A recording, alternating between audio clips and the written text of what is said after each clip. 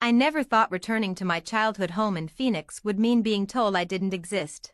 The desert wind swept across the porch where I'd once carved pumpkins with Dad, where Christmas lights dangled every December, and where Mom once took a picture of me, first day of middle school, beaming behind the lens.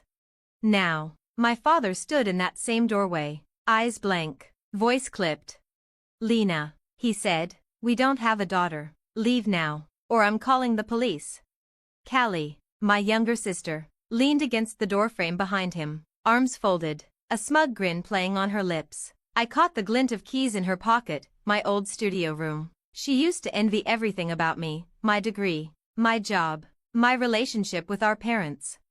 At 35, I lived in downtown Chicago, managing strategic acquisitions for a Fortune 100 company. I sent money every month, $3,500 for their mortgage, $2,000 for bills, $1,000 for Callie's car and loans, and $50,000 out of pocket for Mom's surgery last spring.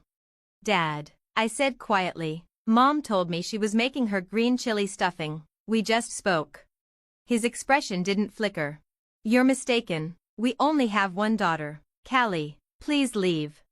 Then the door closed. I watched their shadows fade behind the stained glass, back to the dinner I'd helped fund, at a table I wasn't invited to. The banking app on my phone glowed softly in my palm. My thumb hovered over cancel transfers. "Miss Walker?" Mrs. Garcia, our neighbor for over 20 years, stood at the edge of the yard, concern lining her face. "Everything okay?" I forced a smile. "Just a misunderstanding." She frowned. "Strange. Your mom told me this morning they were heading to Callie's new cabin for Thanksgiving. Said it'd be just the three of them, a proper family holiday." The cabin. The same one Callie claimed she bought herself from her admin job. The same Callie who begged me in September to cover her rent and dental work.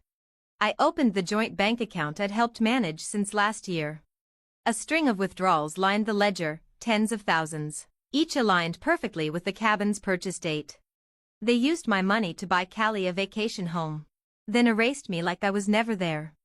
I pressed cancel transfers, every future payment gone. "Thank you, Mrs. Garcia," I said, voice steady now. "More than you know." Back in my car, the organic turkey I'd brought cooled in its foil, my phone buzzed. From Callie. "Too late to cancel. They already pulled next month's cash. Enjoy your sad little dinner." "Oh wait, you're not family anymore." I didn't reply.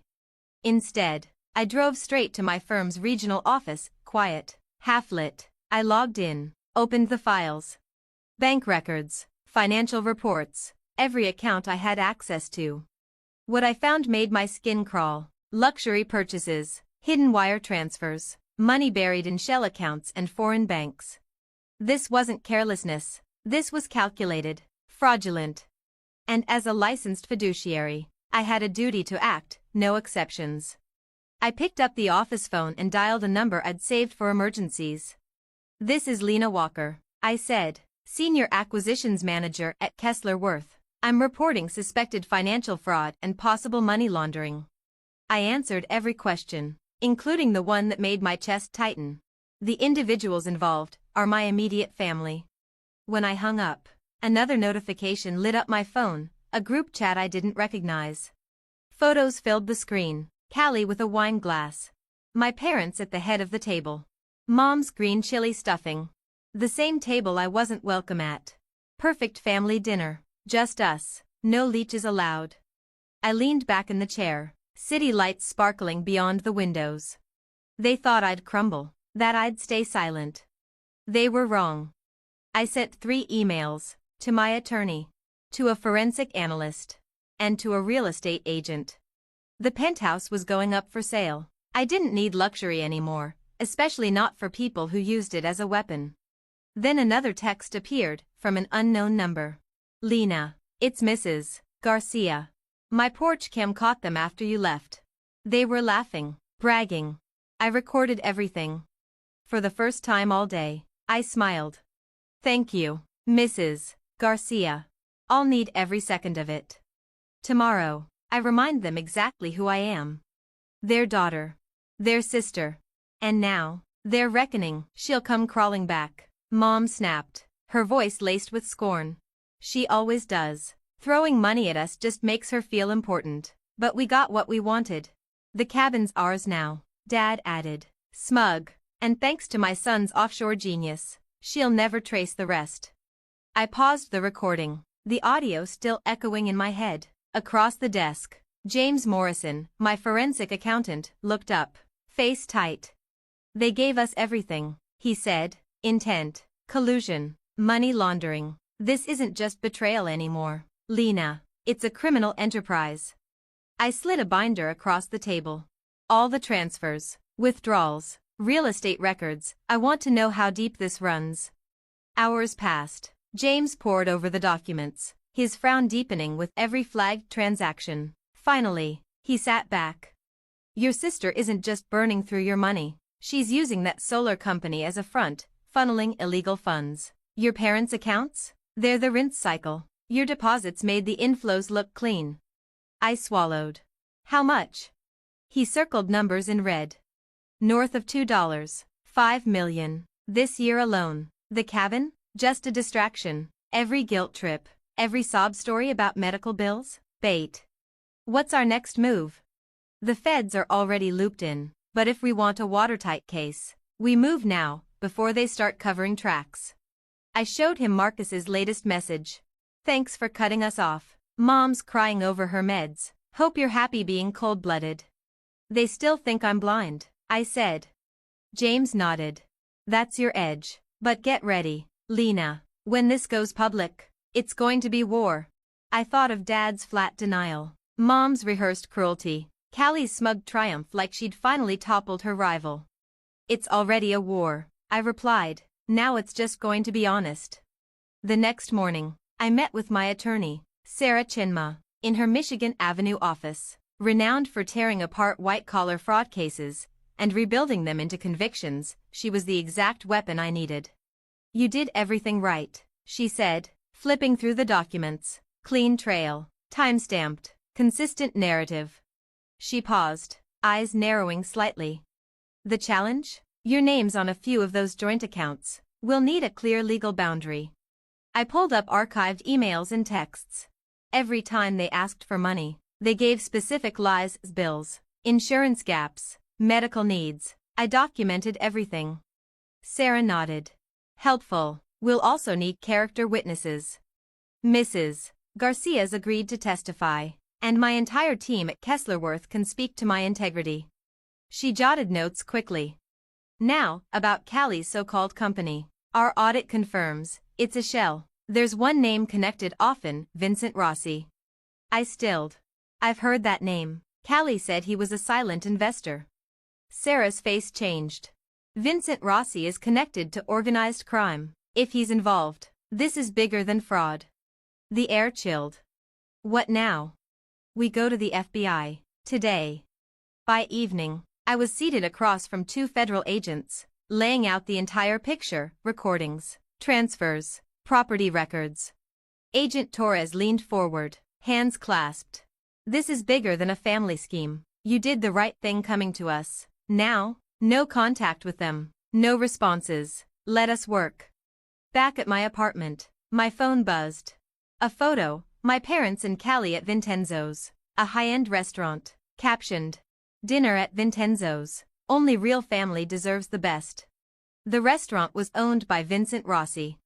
I stared, jaw clenched, then forwarded the image to Agent Torres and blocked the number. Let them think I was shattered.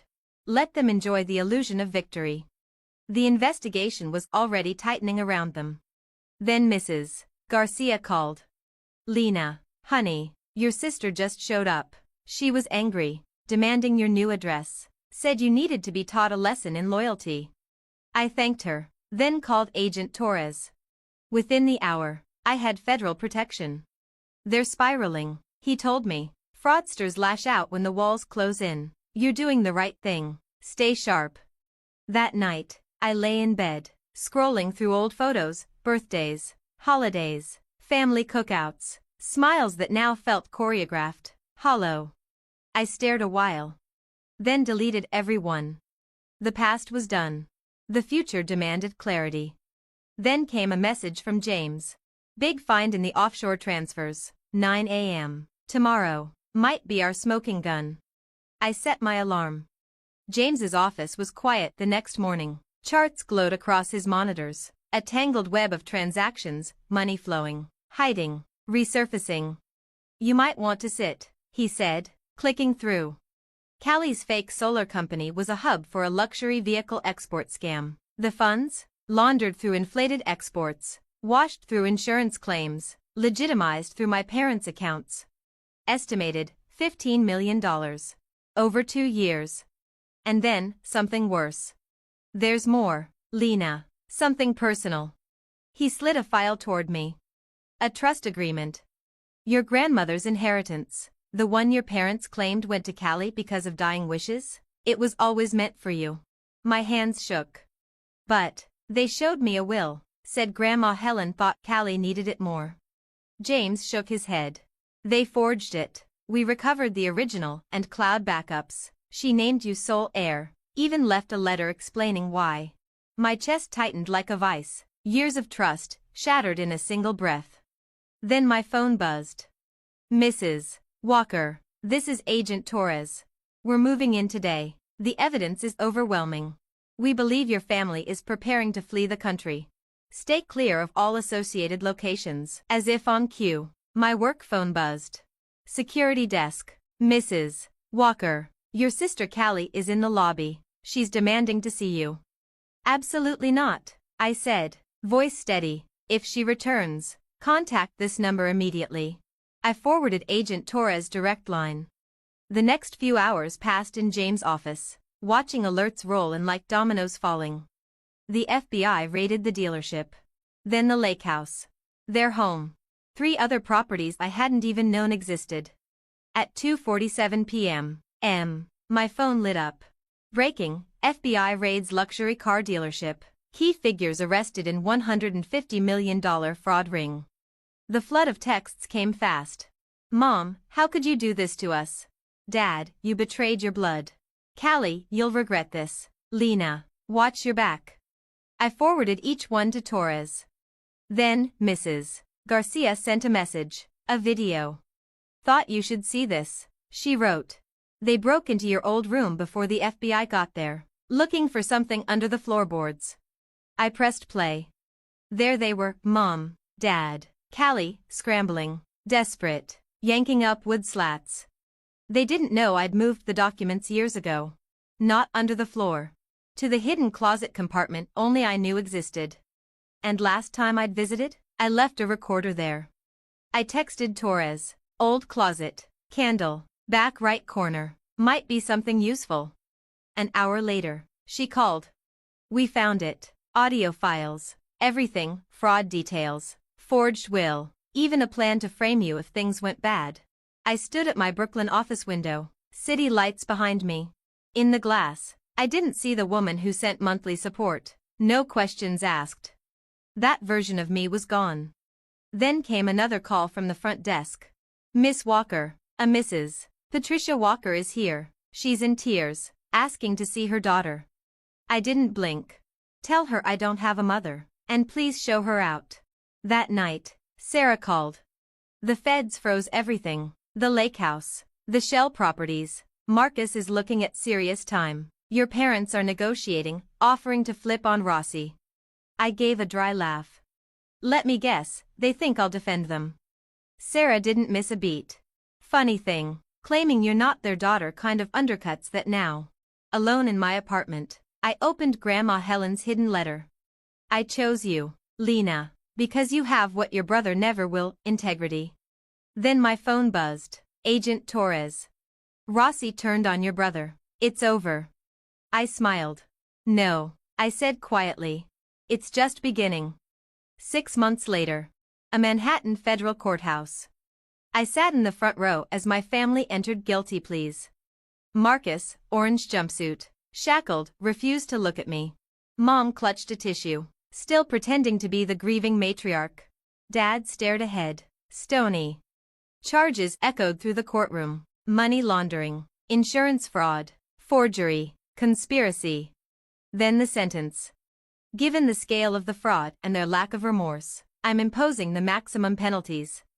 Marcus Walker, 15 years. Robert and Patricia Walker, 8 years each. No tears. No joy. Just the final page of a closed chapter. Outside, reporters swarmed. Ms. Walker, how does it feel to send your family to prison? I didn't flinch. They made that choice the day they said I wasn't their daughter. I just made it official. That evening, Mrs. Garcia and I had dinner in my Brooklyn apartment. The house sold, she said. Sweet family. They're turning your old room into a nursery. I smiled. Good. That place deserves honest memories now. Earlier that day, I'd received my promotion, executive director, London office. Before dinner, I'd left white roses at Grandma Helen's grave. You were right, I whispered. They never saw me coming. They raised me to be strong, smart, independent. They just never thought I'd use it against them. Their perfect plan had backfired. The morning I packed for London, a final letter arrived. My mother's handwriting. Lena. We're sorry, we know it's too late. Love. Mom. I shredded it. Some bridges deserve the fire. From my new flat overlooking the Thames, I watched the sunrise. James called. Your inheritance is fully restored, with interest. Also, Marcus tried to frame you using your credentials. I nodded. Then I stopped them just in time. Sometimes, no family is better than the wrong one. And now, I was finally free. If you've ever been betrayed by the people you trusted most, you know how hard it is to rise. I did. And I'm still standing. Drop a comment. What would you have done in my place? What would you say to someone like me? If I've learned anything from this, it's this. Walking away isn't weakness, it's power. Choose truth. Choose peace. And always, choose yourself. Don't forget to subscribe for more.